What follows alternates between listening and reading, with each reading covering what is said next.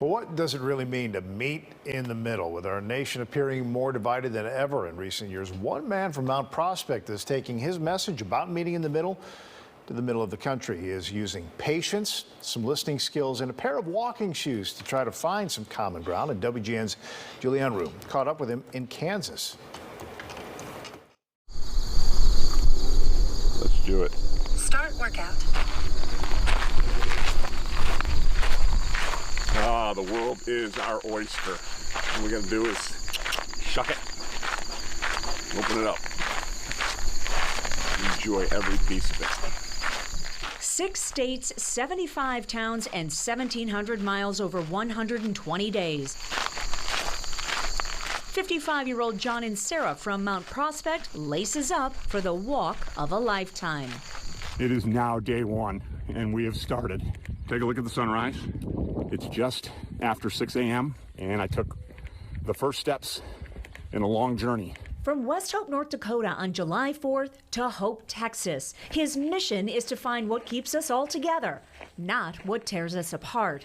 2020 and the most contentious presidential election in recent history inspired in Sarah to do it. Our walking man had just retired from the restaurant and hospitality industry. This summer, he started a nonprofit, For Our Shared Humanity, or FOSH.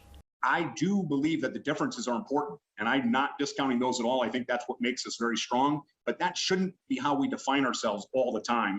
Sarah does all the walking, but his small support team is camping with him, driving a chase car, and documenting his trek down the center of the United States, from north to south. This walking man is relishing in everything along the way.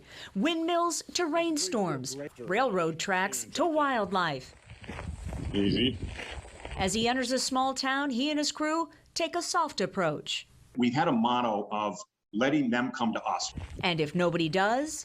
The first thing I say to people is, hey, you want to hear something crazy? I'm walking to Texas.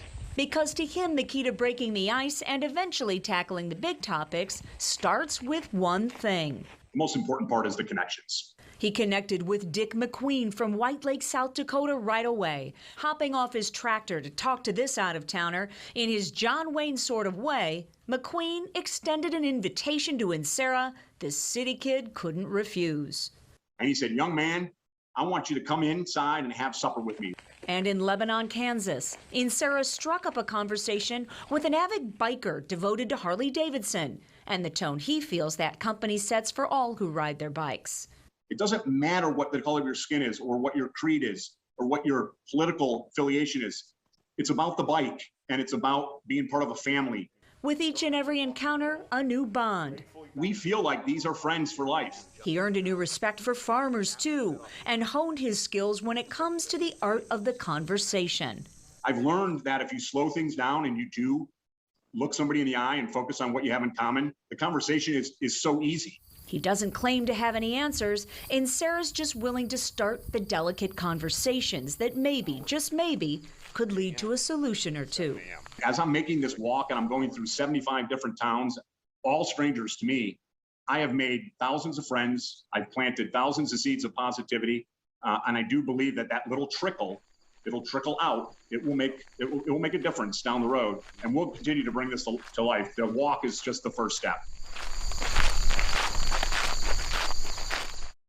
John and Sarah hopes to turn his social experiment into a book, a documentary, and more that can be shared in schools. He says there's a lot to learn from the road and a lot we can teach one another. Our walking man from Mount Prospect is only at the halfway mark of this epic journey to meet his fellow man in the middle. If you'd like to follow along, just head to our website. He posts updates daily, and you can find a link to his nonprofit there, too. Julie Unruh, WGN News.